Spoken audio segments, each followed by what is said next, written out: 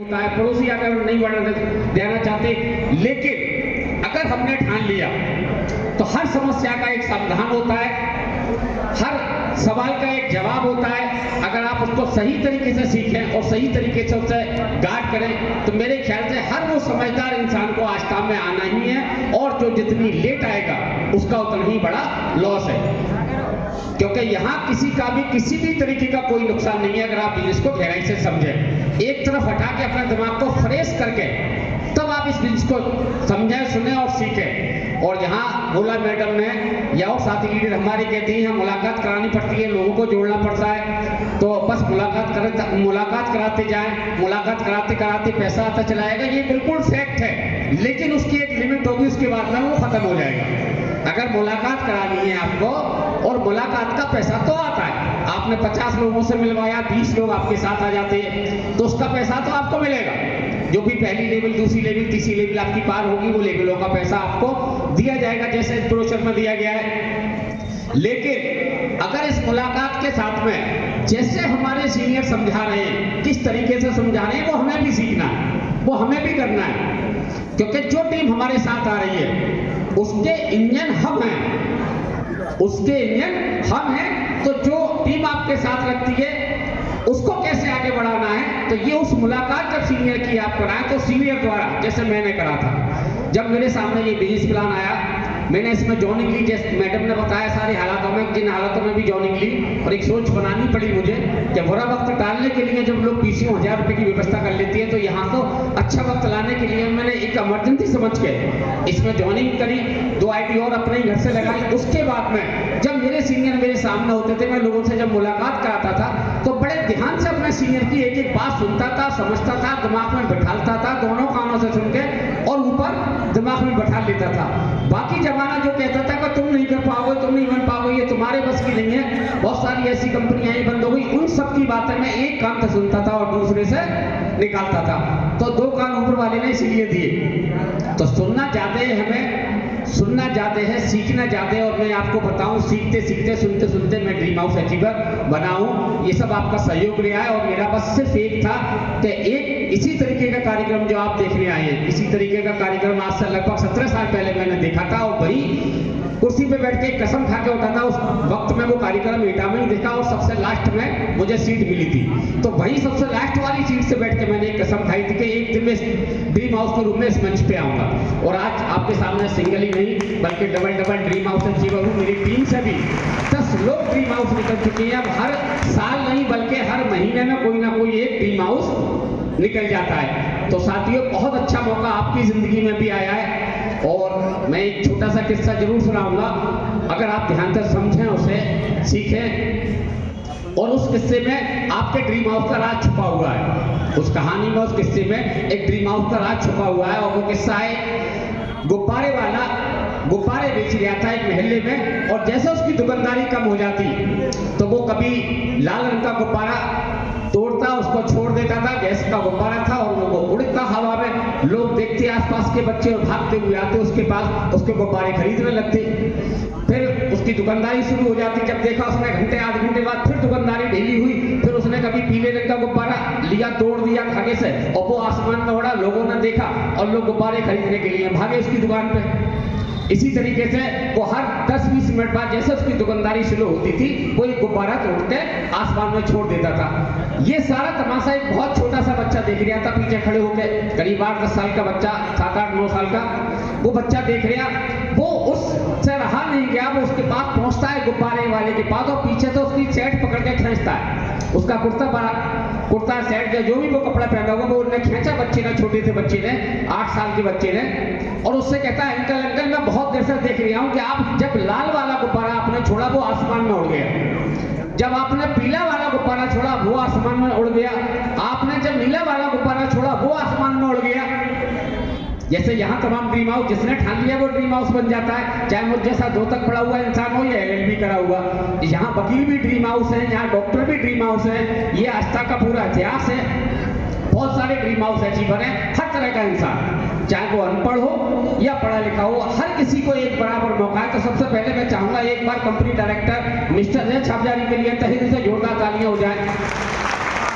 बहुत बहुत धन्यवाद। तो तो जब उसने सवाल कहा कि तुमने तरह तरह के रंगीन गुब्बारे छोड़े आसमान में अंकल, और वो आसमान में उड़े, तो ये काले रंग का गुब्बारा जो बहुत देर से, एक काले रंग का गुब्बारा बहुत देर से उसकी टंकी के ऊपर टंगा हुआ था, बोले ये काले रंग का गुब्बारा कि आप छोड़ेंगे तो क्या ये भी आसमान में उड़ जाएगा, ये भी आसमान में उड़ जाएगा। तो वो गुब्बारे वाला बड़े प्यार से उस मासूम बच्चे को देख के कहता है कि बेटा गुब्बारे रंगों से नहीं, गुब्बारे रंगों से नहीं, इसके अंदर जो चीज भरी हुई है,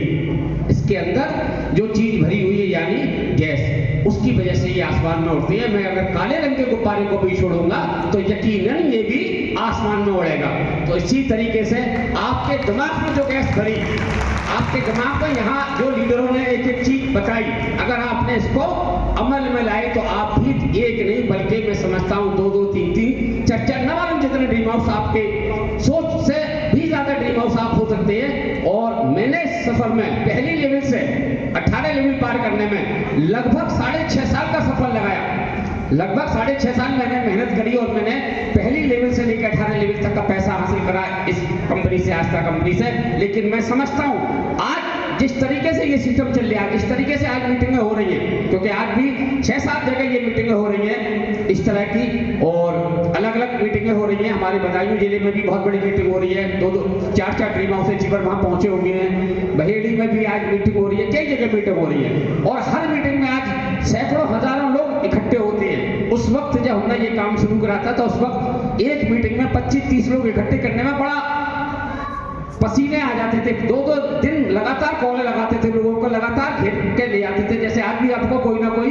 बुला के लाया होगा, घेर के लाया होगा। तो मैं चाहूंगा एक बार आप उस शख्स के लिए जो आपको यहाँ बुला के लाया है, यहाँ इस मीटिंग को दिखाने के लिए तहे दिल से उस बंदे के लिए जोरदार ताली हो जाए जिसकी वजह से आप यहाँ बैठे हुए हैं, क्योंकि वो आपके जीवन में बहुत बड़ा परिवर्तन चाहता है। अगर आपने माइंड में ले लिया, अगर आपके माइंड में गैस आ गई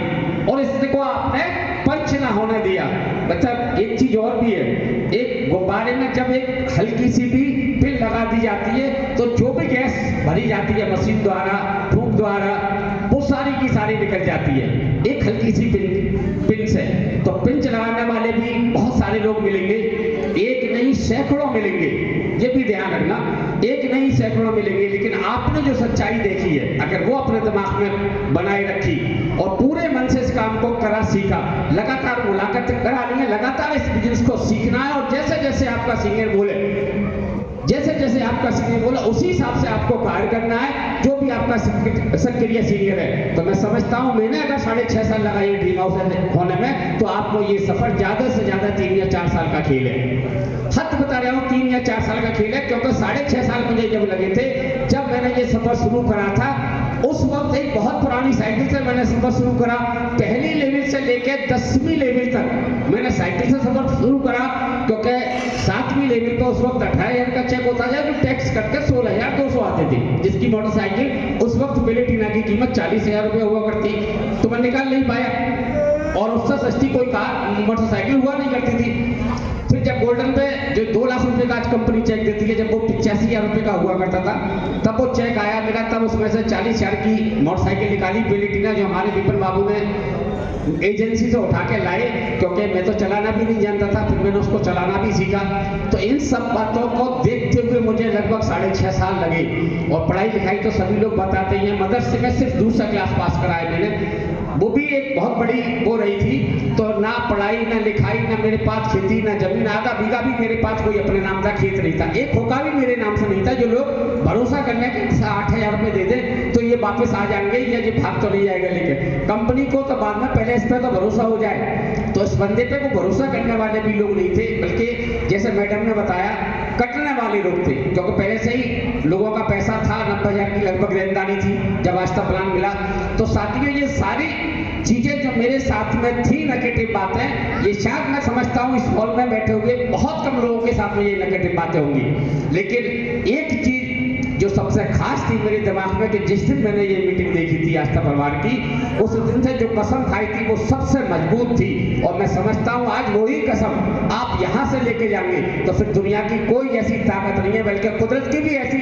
शक्ति नहीं है जो आपको ड्रीम हाउस बनने से रोक सके। क्योंकि कुदरत सिर्फ वो ही करती है जब आप जिद्दी बन जाते हैं, आसानी से नहीं देती। ये ध्यान रखो। मास्टर भी जब हमें पास करता है, जब मास्टर हमें नंबर देता है 5 में से 6 क्लास में करता है, तो पूरी साल मेहनत करवाता है, फिर परीक्षा लेता है, उसके बाद में वो 5 में से 6 में या 6 से 7 में या 7 में से 8 में करता है। यहाँ तो हमारा पूरी जिंदगी बदलने जा रही है, पूरी लाइफ चेंज होने जा रही है, हमारी पीढ़ियां दर पीढ़ियां बदलने जा रही है। तो क्या हमें कुदरत हमारी परीक्षा नहीं लेगी?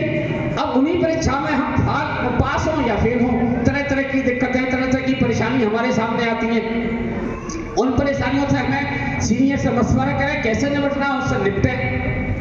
तो साथियों, एक बहुत अच्छा मौका आया। मैं आज की इस मीटिंग की जो मेन अभिनेत्री, मेन हीरो ने, जिनको